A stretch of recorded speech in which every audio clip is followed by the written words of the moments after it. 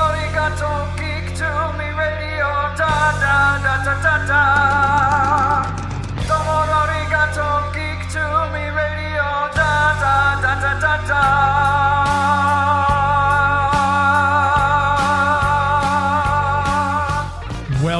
Welcome, geeks and nerds, girls and boys, to a brand new edition of Geek to Me Radio, episode 234. Today we're joined by writer, editor, creator Paul Kupperberg, talking about his incredible career working in comics for several decades. We'll pick his brain this hour and more. Stand by.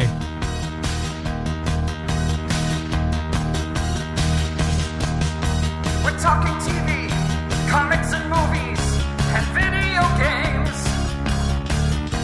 And if you don't know Star Trek from Star Wars, we'll try to explain. There are 12 doctors for Hogwarts houses, one ring rules them all. To be the greatest Pokemon master, you must catch them all. You must catch them all. Try to catch them all. Gotta catch them all. Gotta catch them all. And for those of you tuning in for the first time, welcome to Geek to Me Radio. I'm your host, James Enstall. Each week, we try to bring you a new guest from the world of pop culture, be it TV, movies, comics, or video games. And today, we have a very special guest. Right now, we're talking with Paul Kupperberg, legend in the field of comics, all the writing he's done between not just comics, but novelizations, guides, Mayfair games, and all sorts of other stuff. We're going to dig into it now. Paul, how are you? Good. How are you doing? Doing well. Thanks for the time. I appreciate it. It's always great to talk to people who, you know, I read your stuff growing up, and it influenced so many other people with their conception of storytelling and things like that. And starting out, what got you into writing? I don't know. It's just something I always did. I was doing it as long as I could remember. I started out writing and drawing my own comics in when I was about 7, 8 years old. Quickly realized that the drawing part was not so easy, so I just switched over to the writing. But yeah, it's just something that I've always done. It's always been just there. And coming up, when you were reading, obviously a comic book fan yourself, who were you reading? Who were the kind of people who you kind of credit as your influences? Well, I mean, I started reading comics really around 1960, 61. So, at the time it was still pretty primitive. We right. had the Mort Weisinger Superman, where most of it was lots of stories were about how Clark has to fool Lois into not thinking he's Superman, or pulling a prank on Jimmy, or Jimmy pulling a prank on Barry, or whatever. And Batman was fighting aliens and robots over in the Jack Schiff edited titles, and Marvel didn't exist yet. And Wonder Woman was meeting up with dragons and fairies and genies and Merboy and Bird Boy and Wonder Tot. So it was just a weird, funky kind of time. And then when you came in, you worked under Julius Schwartz, who a legendary editor for the titles he worked on. But you got to work on so many titles. Your run on Doom Patrols remains one of my favorite. I think that we're seeing a lot of the influences there in the current series on originally DC Universe and HBO Max, the Doom Patrol series. Have you been keeping up with that one? I've seen the first season. Yeah, it was real good. And they used my Doom Patrol, so that was cool. Yeah, it's good to see that they're living on. It seems that the upcoming Peacemaker series is got some of my fingerprints on it. And according to James Gunn, the director, a lot of the stuff I did in Checkmate and Vigilante and stuff, and what John Ostrander was doing in, of course, Suicide Squad, also heavily influencing that. So absolutely. And that's one of the great things to see, that James Gunn put John Ostrander in Suicide Squad. He's got that little cameo Yeah. because James Gunn has such a love of comic books too. Are we going to get to see a Paul Kupperberg cameo in maybe Peacemaker? That would be embarrassing. No, no. I haven't been asked. I mean, it's just kind of a little bit of tweeting with James Gunn. Every now and then I'll tweet something and he'll respond very, very kindly. So. And that's kind of how you and I connected on Twitter, is because I put out a tweet probably last year sometime, how my very, very, very first DC Comics was Superpowers Volume 2, number 5, with Batman, the Flash, and Robin going to Apocalypse. And you were the writer on that, and it's Jack Kirby artwork, which is just classic. That's do you get a lot of that, people reaching out and saying, hey, you were my first comic book that I read. You wrote this, or you worked on this. That's got to be a very gratifying feeling for you. Well, usually it's people reaching out and saying, I read your comic and it was the last one I'm ever going to read. Oh my God. So it's it's occasionally, during that era, I wrote so many of them that, it's almost inevitable that I was going to be somebody's first story somewhere. And it's a very prolific, I think you've got over 1,000 stories listed when you go, like you mentioned Vigilante and Peacemaker, but Green Lantern, Brave and the Bold Showcase, even ones like House of Mystery and Weird War Tales and things like that. But Justice League, you covered all those. Is there a character at DC Comics you haven't worked on? Well, there are lots, certainly these days. But back then, I'm sure there are characters I didn't touch, but not a lot of them. Back during the mid '70s through the '80s, I was doing a lot of utility work at DC, fill-ins and backup stories and one-shots and things like that. So I did get around. And with all the projects you've worked on, do you have one that if someone were to say, Paul, what are you most proud of during your time at DC? Do you have one project you can say, this was really, I think, one of the crown jewels in my collection? There are a few things I'm real proud of. The last Vigilante number 50, the last issue, and even the year or so running up to that, that ended with Adrian Chase's inevitable suicide. I think that was, I'm pretty proud of that. There was the Phantom Stranger miniseries I did with Mike Mignola. Yeah. Very proud of that one. So there are things, there are stories, and, there's a couple of the Julie Schwartz edited Superman stories that it's like, yeah, that holds up. And then there are other ones where it's like, the Great Toyman Trivia Contest. So, which is does not hold up so well, but And you've got a book out, How to Write Comics. Obviously, you've had such a great experience in the field, all the stuff you've worked on. What was the genesis of the idea? Did someone say, "Hey, you should write a book," or was it something that was kind of an idea simmering in the back of your mind? A lot of people have said you should write a book about it. Usually, I would poo-poo the idea because I like saying poo-poo. And who doesn't? Who doesn't? Sure. But over the years, I would write columns or blog posts a little bit here and there about writing or whatever. And over time, I realized that I kind of had enough to start a how-to write book.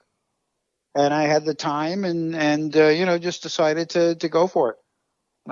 So yeah, it was done purely on spec. But once it was finished, it was like, I thought it made sense. And how long did the book take from conception to actual publication? Well, there were a few years lagging in between writing it and publishing it because, I was trying to get it published. I was sending it out to various publishers, and that takes an obscenely inordinate amount of time. Yeah. And finally, after a while, it was just like, I will just do this myself and be done with it. So, Published it last year through Charlton Neo Press, and it's available on Amazon.com, and it's called Paul Kupperberg's Illustrated Guide to Writing Comics, in case anybody wants to go looking. And we'll put a link to that in the show notes. If you're listening right now and want to check that book out, we'll have a link up where people can get that. It's probably at local comic book stores and local bookstores too, which we obviously always recommend. But if you can't get it there, by all means, we'll put an Amazon link up and people can get it online. The only place to get it from is Amazon, or I sell copies direct if people want them signed and personalized. Oh, perfect. And I'm that kind of guy. We'll be able to get that done at Terrificon, because you're going to be attending July 30th through August 2nd. We had Mitch Halleck on the show a couple weeks back, and it's such a fun show. Terrificon's a great experience. It is. I'm having lunch with Mitch next week, and I'm girding my loins. No, it's actually Mitch was the last person I had lunch with before the lockdown. Yeah. And now post lockdown, it turns out he's the first as well. It just proves I need to broaden my acquaintances. Are you going to get pizza? Because I know he's a pizza guy. He likes to record his podcast with Jerry Ordway at pizza places. Yeah. No, I think we're going to hit a diner, but but you never know. So during the pandemic, obviously, a lot of people, creative types especially, locked down and started being creative. Other people were just, it was nice to have the break. How did you spend your lockdown and pandemic? Well, to tell you the truth, there's not a lot of difference between a lockdown and pandemic and being a freelancer. It really, the difference is almost unnoticeable. And fortunately, I live with somebody with whom I have a smooth and easy relationship. So it was, that's there definitely hasn't important. been any hassles, and it's been, it's been stressful just, on the surface because, pandemics are stressful. Yeah, absolutely. But otherwise, thank goodness I've muddled through. And with all the stuff you've got, I find it interesting, someone you've worked on comics, you've also written novels, you've done a bunch of other projects. As a writer, do you feel like it engages a different part of your brain when you're doing a comic book format versus doing one of your Spider-Man novels versus writing a guide for Mayfair Games? Or is it all simply writing? It's just like swimming. You're doing the breaststroke versus the side stroke. Is it kind of like that, or is it completely different for each project? I don't know that it's completely different. I mean, there's certain levels of intensity depending on what you're doing. Writing a Mayfair guide. Well, actually writing the Atlas to the DC universe was head banging against the wall, frustrating and annoying. But because this was before, I wrote this, around 1990 or 91, somewhere around there it was published. And we didn't have an internet. Yeah. So, you do the research. Oh, no, wait. I had to. So it was all bits and pieces of paper and Xeroxes, but, that kind of, there's that's a more straightforward kind of writing. You just kind of just the facts and you get it down, as opposed to writing something, fiction, which requires a bit more effort and hopefully finesse. So. And you came back to be editor for DC Comics after writing for them. Was it how had things kind of changed as a writer? You were doing it a little earlier on. You came back later in your career to do the editing and things like that. What were the biggest changes you noticed from working on the projects in the late 70s and 80s and things like that, these great projects you did, versus editing books in kind of a different decade? Obviously the 90s had a different feel to them versus the 2000s and everything. What was the major difference you noticed on your end? We're going to take a pause here, do a quick commercial break, and be right back. You're listening to Geek to Me Radio. Please stand by.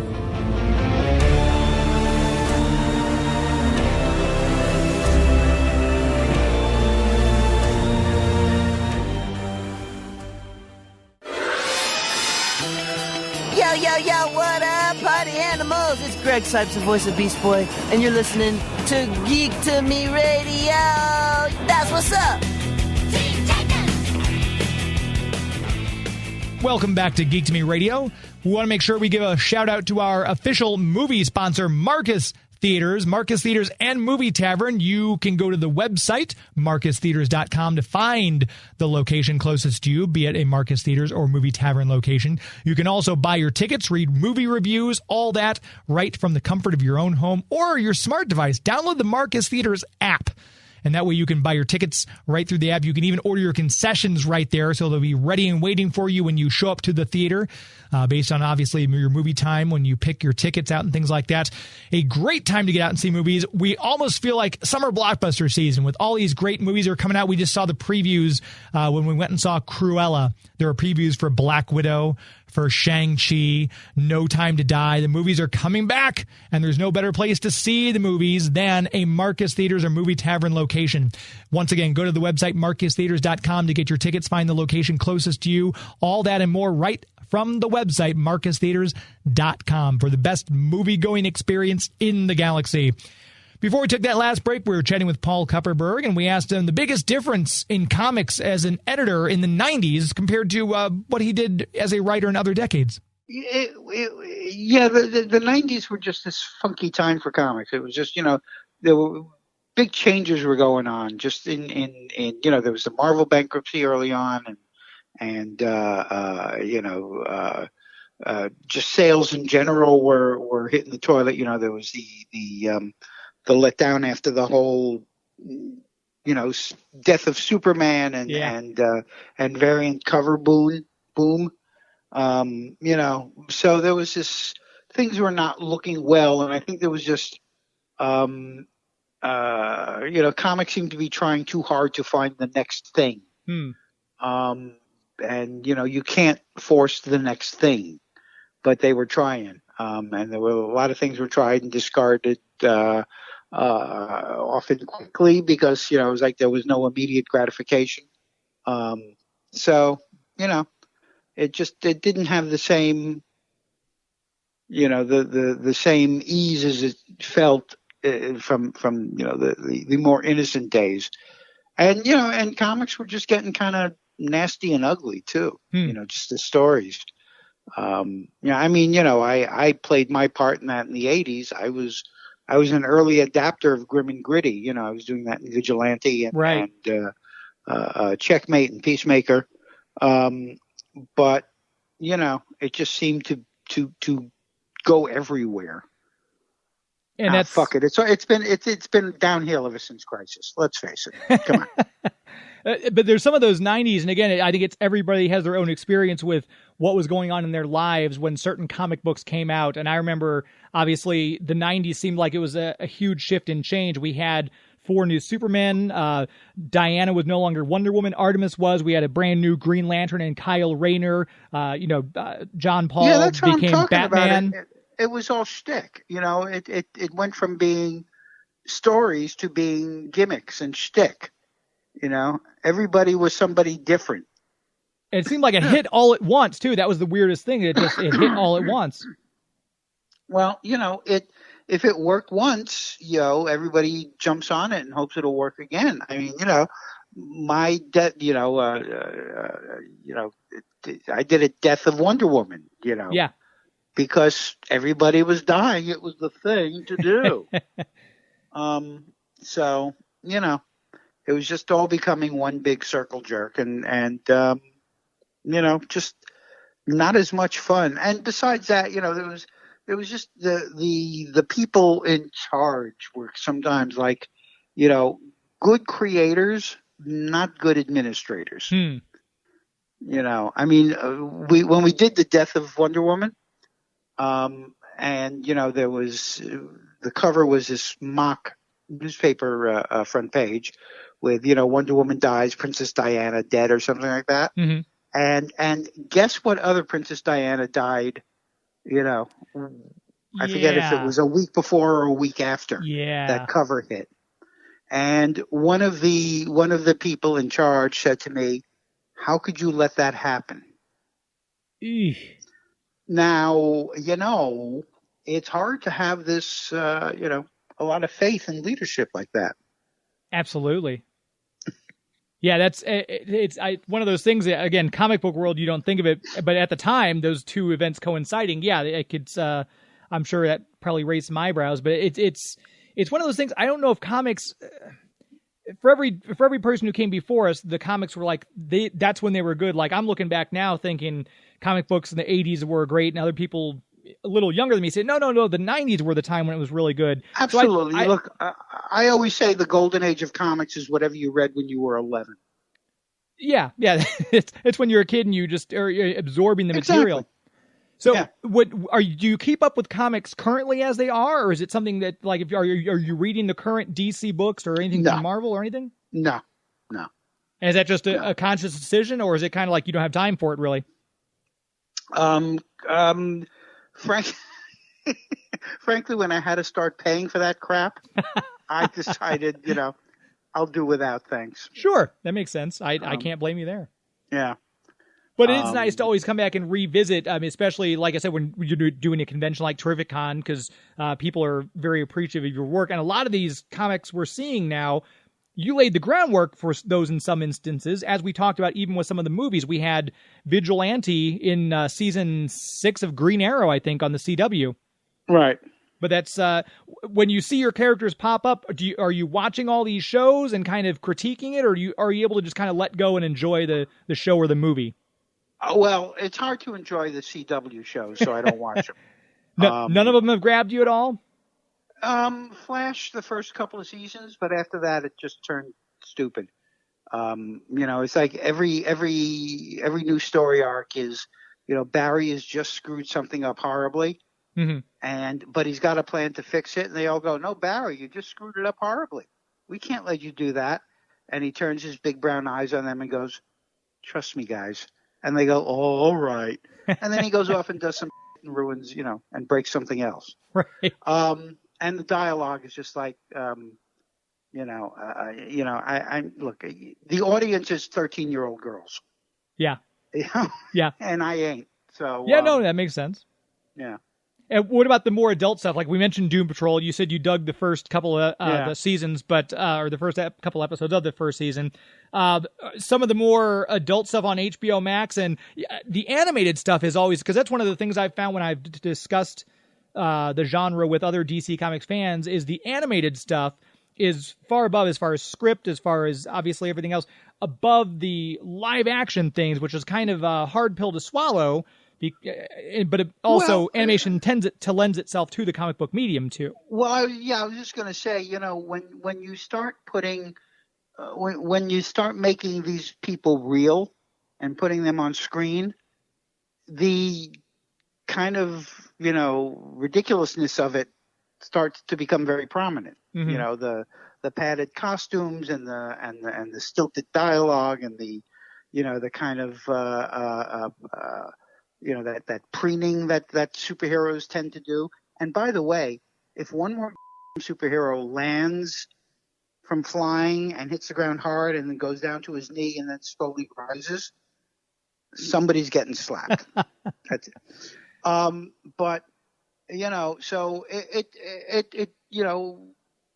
the silliness kind of becomes, as you can tell, I've become a curmudgeon. You're entitled, I think. Well, my feeling is I'm no longer the audience for this stuff. They're not writing it for me. They're not creating the movies for me. There's a very specific audience, and again, I'm not it. I'm not the 13-year-old girl watching Supergirl. And I love the Supergirl character. I mean, in the early 60s, Action Comics was one of the first things I collected because, Superman, but the backup was Supergirl. Yeah. And, I love that. That was that, Jerry Siegel, Jim Mooney era Supergirl. And it was, great stuff in 1964. But I've moved on and comics moved on too. A lot of people use the word mature and adult. I think, they're mistaking prurience and violence for maturity. But, that's just me. And like I say, I'm a curmudgeon.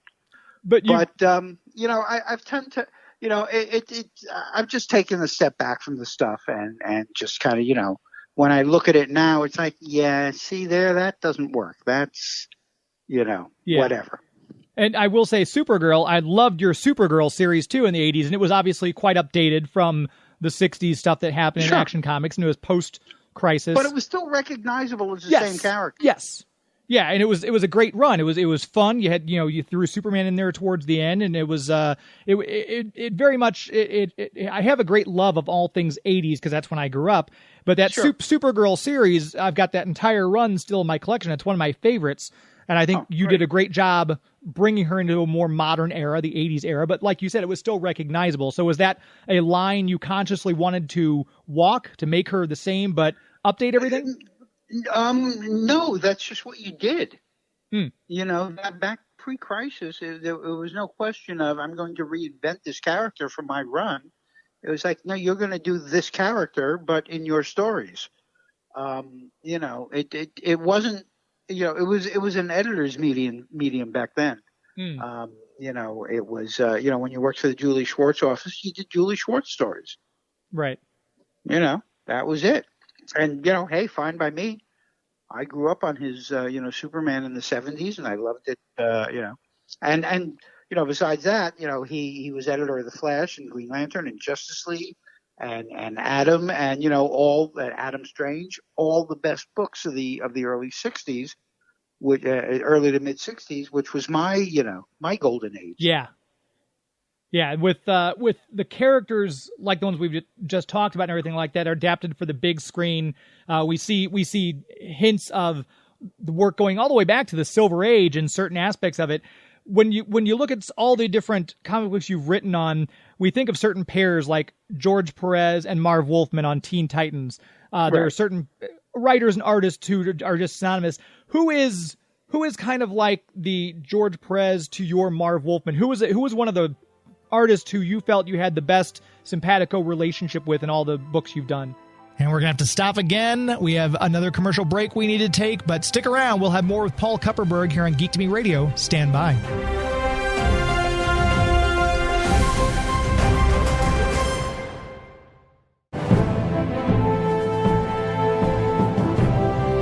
Hi, this is George Newbern, the voice of Superman. You are listening to Geek to Me Radio.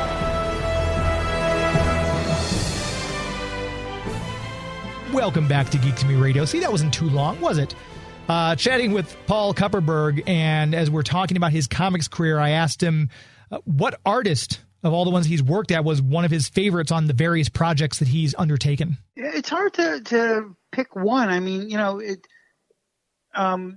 comics were not that collaborative back in the old days, Like I wrote a full script and I turned it into the editor, and I didn't know in half the cases who would be drawing it until I saw it. Oh, wow. I didn't know Jack Kirby was going to be drawing that Superpowers miniseries.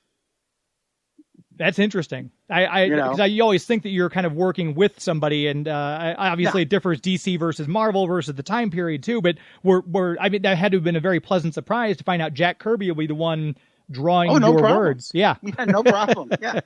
No, I was, given some nice surprises a few times, by editors. It was like, another story for Schwartz was an issue of DC Comics Presents Superman and Madame Xanadu, and he had Gray Morrow draw it, which like brilliant artist. What a treat to see Gray's take on, because he was such a realistic artist. Like even more Kurt Swan was grounded in reality. Yeah.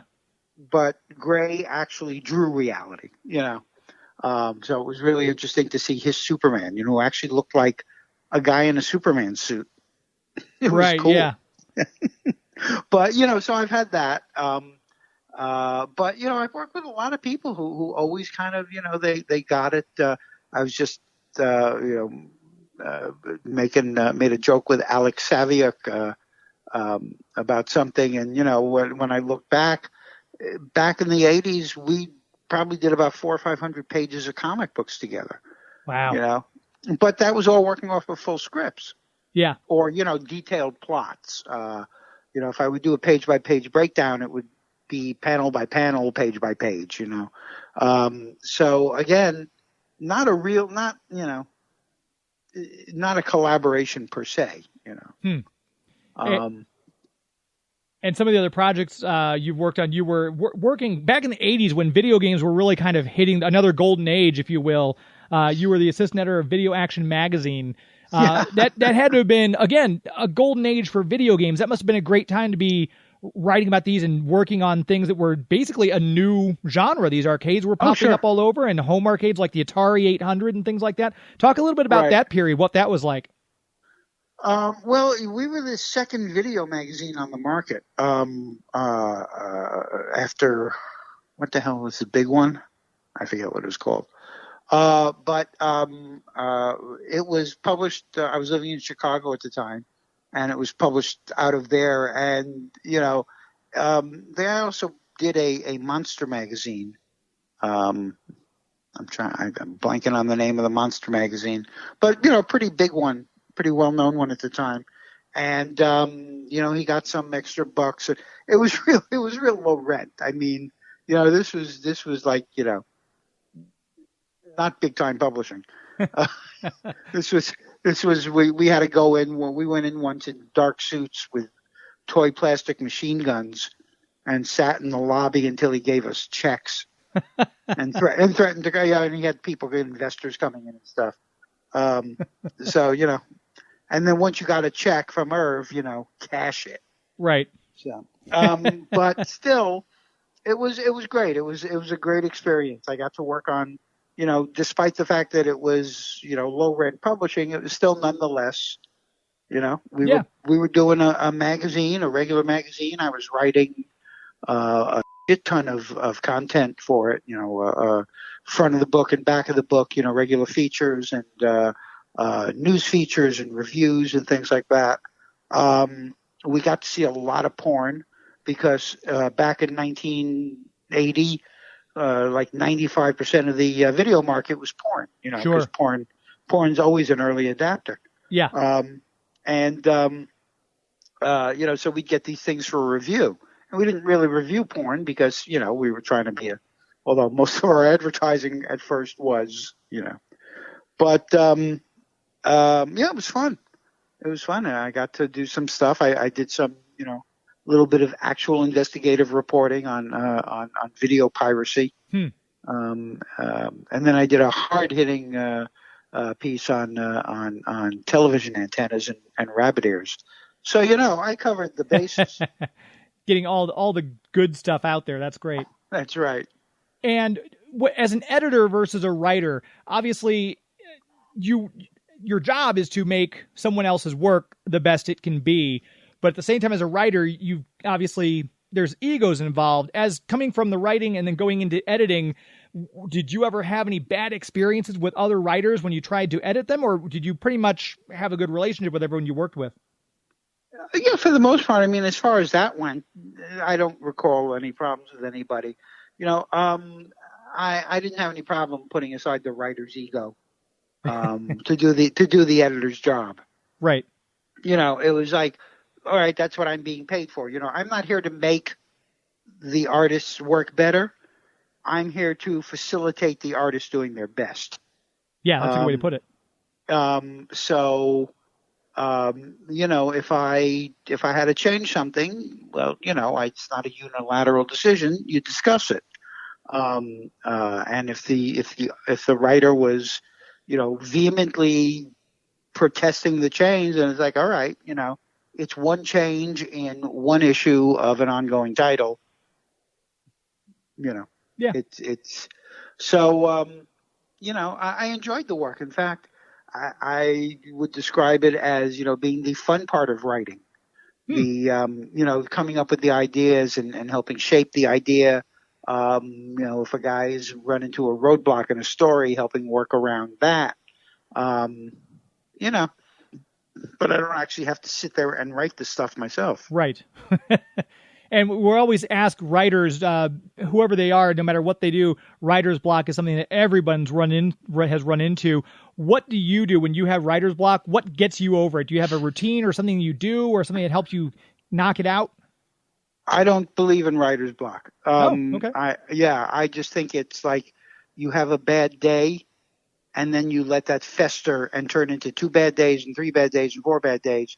You create your own writer's block.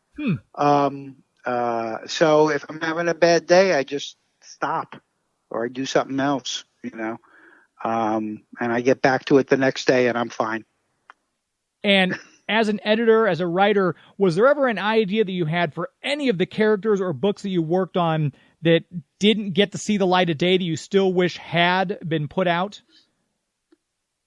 Oh yeah. I've got I got a folder of proposals and stuff, that I've pitched over the years that never got done. And I regret every single one of those brilliant things not seeing the light of day. So is there a chance that, you might down the road decide, what, I want to write another comic and pitch this idea? And because now it seems like there's a lot of ideas that people said, well, I thought of that way back when, and they're now being done. Has it ever come up where you've decided this idea is really good and I want to pitch it again now? It's that time again. Another commercial break is imminent. We're going to take it now and be right back chatting with Paul Kupperberg. Please stand by.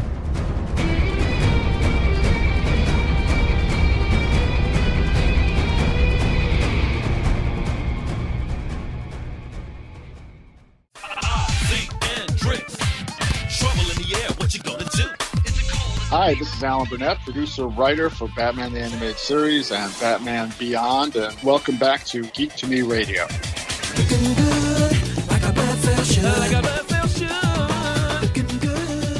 Welcome back here on Geek to Me Radio. I'm your host, James Enstall, and I want to tell you about our premier sponsor, the City of St. Charles, the Greater St. Charles Convention and Visitors Bureau. They're the ones who make this show possible. They were the very first people who got behind us when we decided to launch a radio show to talk about pop culture, and they've been with us ever since.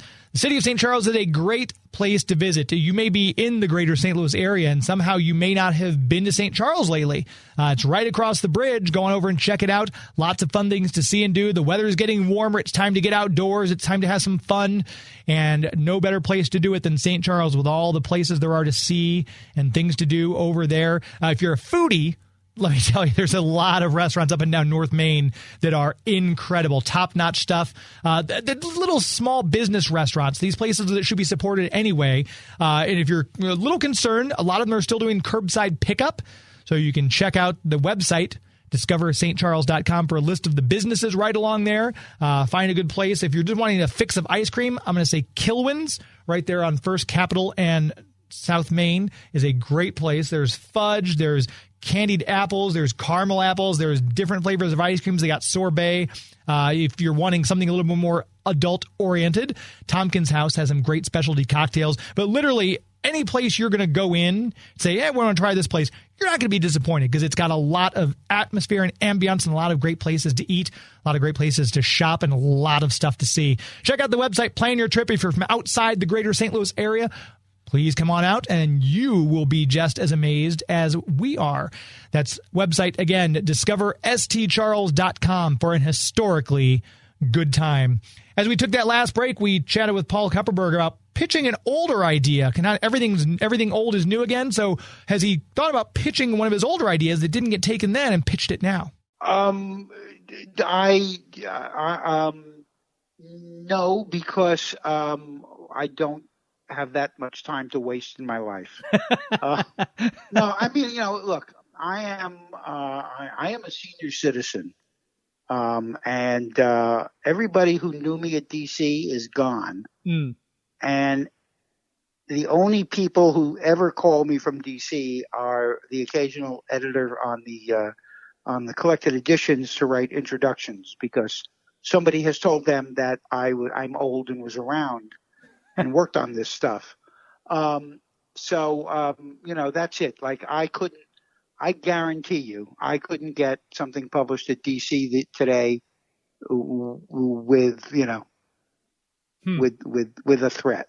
So that's a shame, because like I said, your style of storytelling, especially Supergirl, Doom Patrol. I've still got your full run of Vigilante. It was just amazing stuff, and I can't believe, especially with the nostalgic factor, that people wouldn't want to get someone like you back on and say, hey, Paul, would you do a story for this for us or something like that? It seems like a no-brainer to me. Well, there are no brains, so yeah.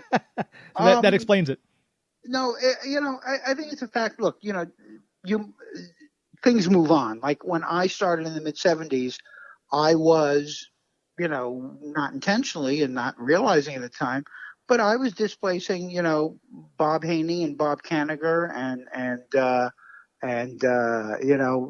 a dozen other guys who were from the previous generation or two in comics, and in a few years they were no longer working and I was.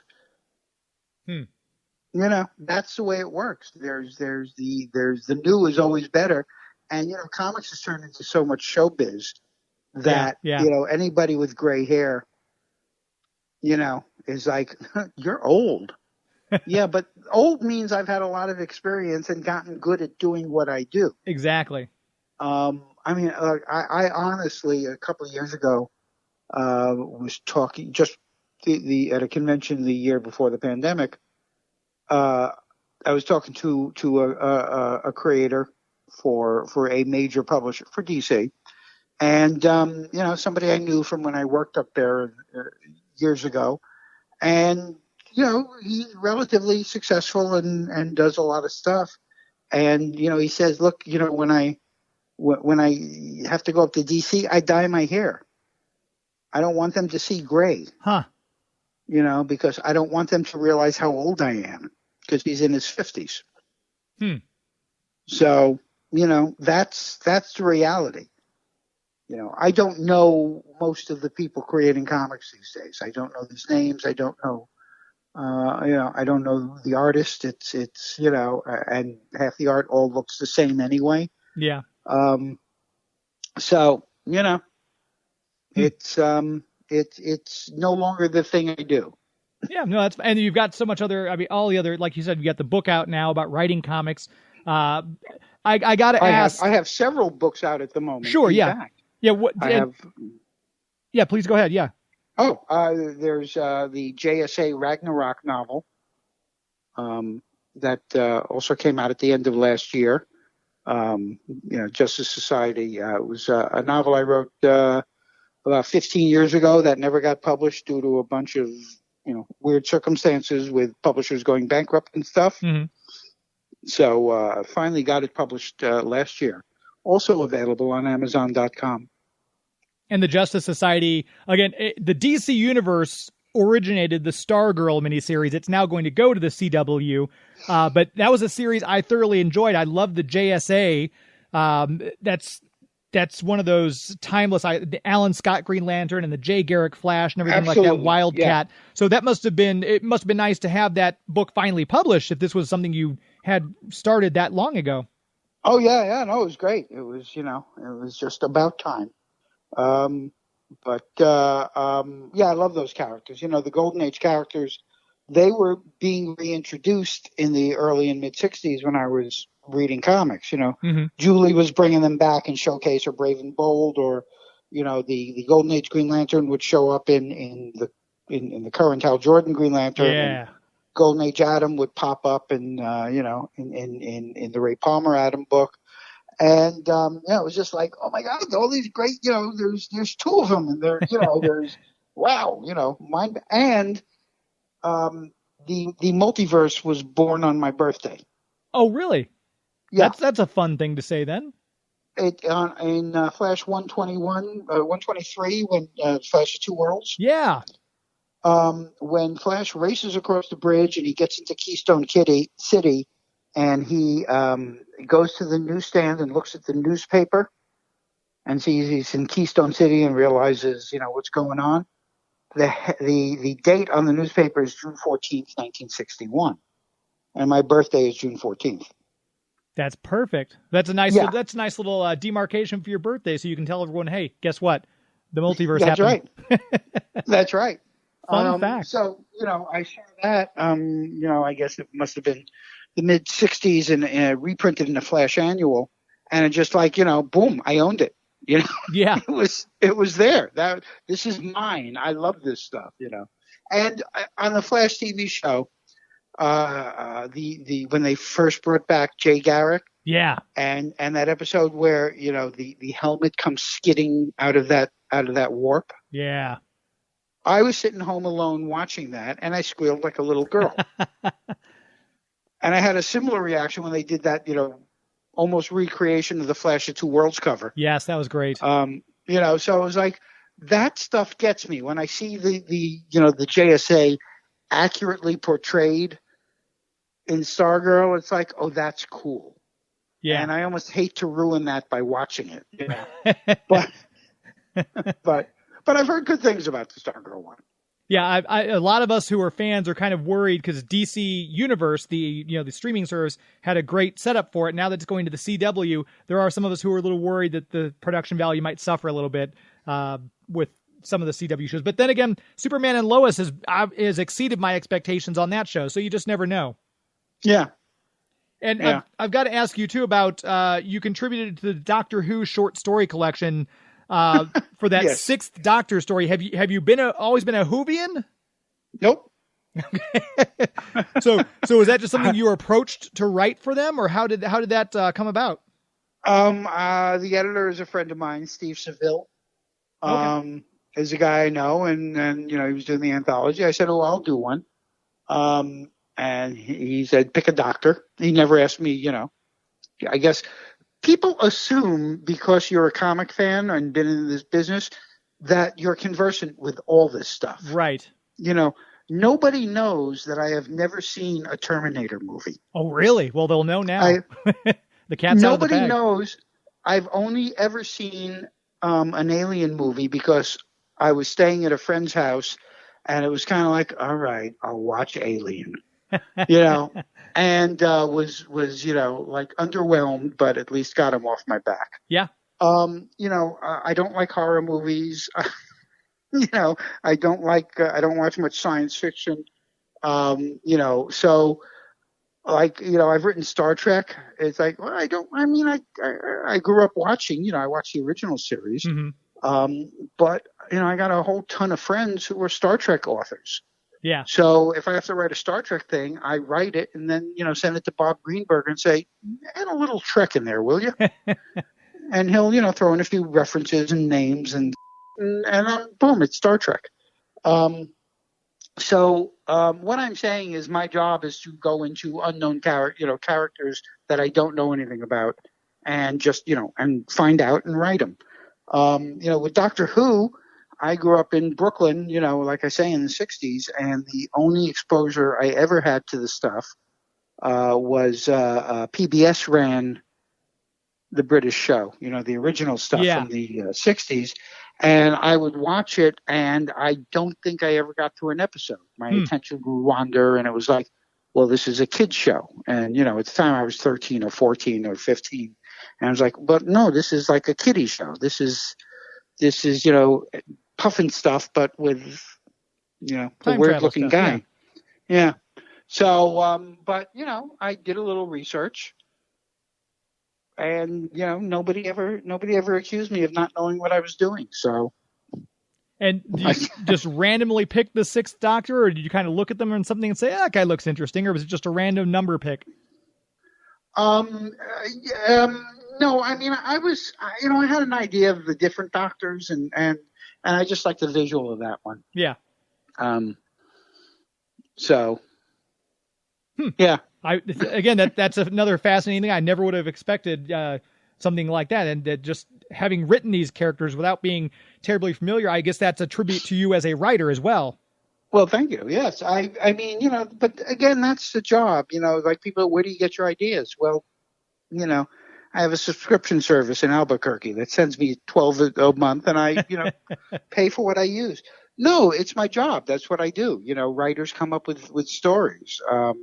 Artists think up pictures to draw or to paint. That's part of the job. And I don't want to keep you too much longer. I appreciate your time today. In that same vein, though, talking about it, You've mentioned Star Trek and Doctor Who. You weren't familiar. You wrote these stories. Was there ever a character or a series that you worked on where that was the case that you then went back and fell in love with? Like, oh, you know what? Now I like Doctor Who, or now I really like Star Trek or appreciate it. Was that ever the case?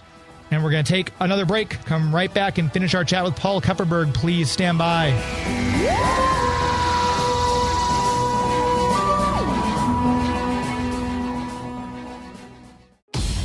Hi, this is Greg Weisman, the creator of Gargoyles and co-creator of Young Justice, and you're listening to Geek to Me Radio. Stay well. And as we wrap up the show here, we're talking with Paul Kupperberg this hour. As we mentioned during the broadcast, you can find him at Terrificon, July 30th through August 1st. He'll be up there signing autographs. You can meet him. A lot of other great artists and everything, too. Terrificon's not sponsoring the show, but it's really a great con, and I just mentioned it because Mitch puts on a fantastic show. So if you're looking at doing Comic Cons, if you're maybe wanting to get out of your bubble, I'd recommend Terrificon in Uncasville, Connecticut. You just go to terrificon.com. And you'll be able to meet Paul Kupperberg and a lot of other great people like Jerry Ordway, some of the cast of Justice League, Susan Eisenberg, and people like that. Also want to mention before we get back into the show here, June 20th, we have our live radio show that we do on Sunday nights, 10 p.m. Eastern, 7 p.m. Pacific. We're going to do Friends trivia. We're going to have some different prizes available. You're going to call in, answer a Friends trivia question about the TV show Friends. And if you get the answer correct, your name goes in a drawing, and we'll pull your name out for the prize at the end of the night. So that'll be a lot of fun. Put your thinking caps on, start binging those episodes of Friends, and get ready for Friends trivia. Then June 27th, we're going to have more comic creators on the air with us live. We're going to have Dan Slott and Rick Burchett on, talking about their run on She-Hulk that they did, and a lot of other stuff. We'll kind of pick their brain about, obviously, Rick doing Batman the Animated Series, and, of course, Dan was Superior Spider-Man. So a lot to talk about. We're very excited for that. And then July 4th, Dean Devlin. We're talking about the Leverage reunion. So make sure you listen to us every Sunday night on the Big 550 KTRS. If you're not in the greater St. Louis area, you can stream the show, ktrs.com/stream. We do also broadcast the shows on Twitch TV and on Facebook and on YouTube and on Instagram. Just find Geek to Me Radio. Make sure you follow me on all those social media platforms. I greatly appreciate your support and following me along those lines as well. Wrapping up our conversation with Paul Kupperberg, we'd asked him if he'd ever written a character that he was unfamiliar with, as he mentioned he had done with Doctor Who and Star Trek and things like that. But then after he wrote that character, he went back and kind of did a deep dive and fell in love with those characters after he'd written them. No. All right. A succinct answer. I like it. There were characters I wrote that I worked for. I've done short stories for Green Hornet and the Avengers, not the Avengers, but the Avenger, the pulp character. Yeah. I've done Kolchak, things like that. And, I'm familiar with them. I watched the Night Stalker movies when they were originally on. Mm-hmm. And to write them again, I just, nowadays you just go online and you watch an episode and, yada, yada. Oh, you got the speech pattern. There's his shtick, because every episode, you can watch one episode of Columbo, and you've seen them all. This is true. And it's the same with every TV show. No matter what it is, what brings people back is the repetition.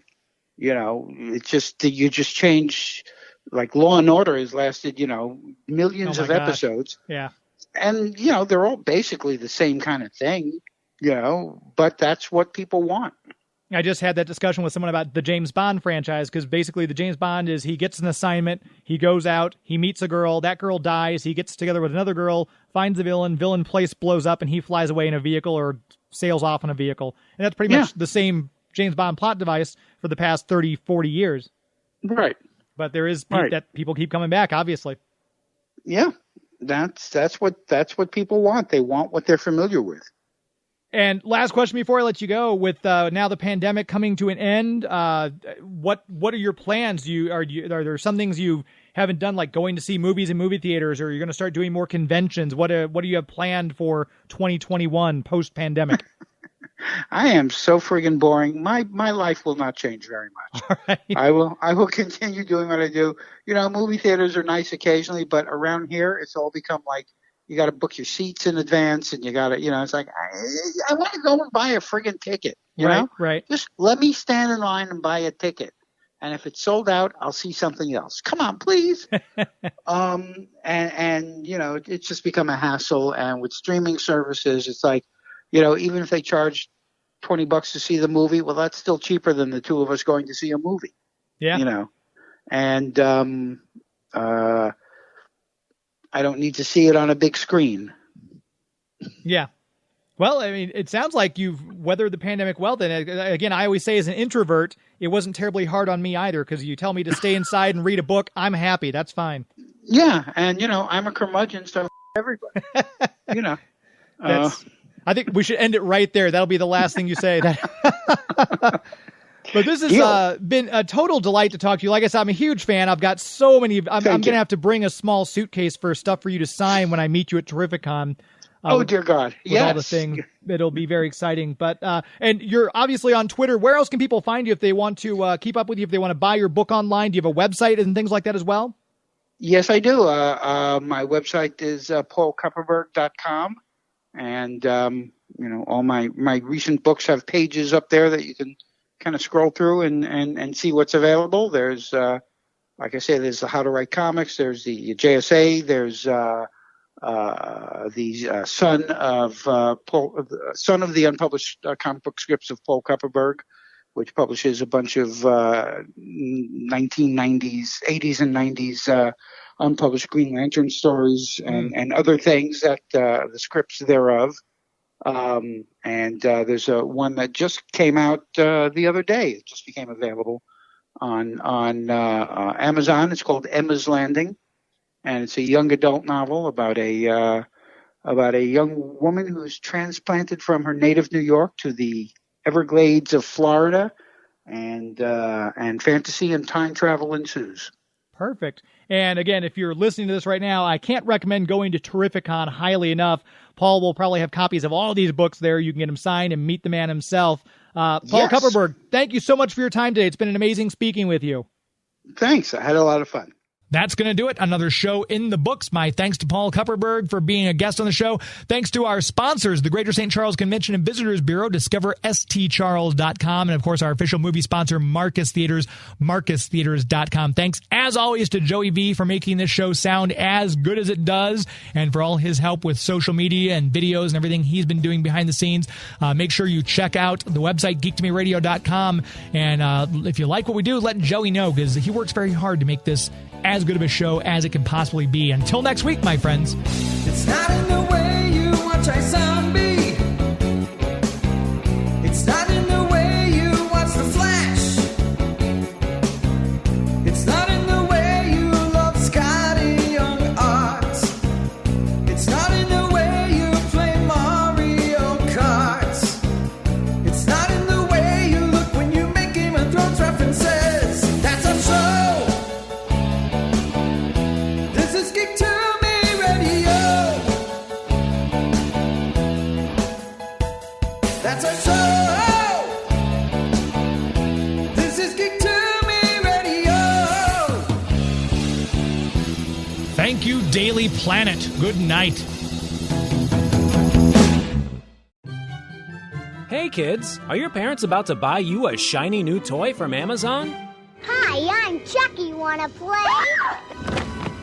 Well, don't be selfish. Share some of that money with us. Before going on Amazon, make sure to type in bit.ly/geek2me in the web browser. It will look just like Amazon.com, except it'll say referral Geek to Me Radio up top. And then when you check out, a tiny percentage will go to support the show without costing you 1 cent more.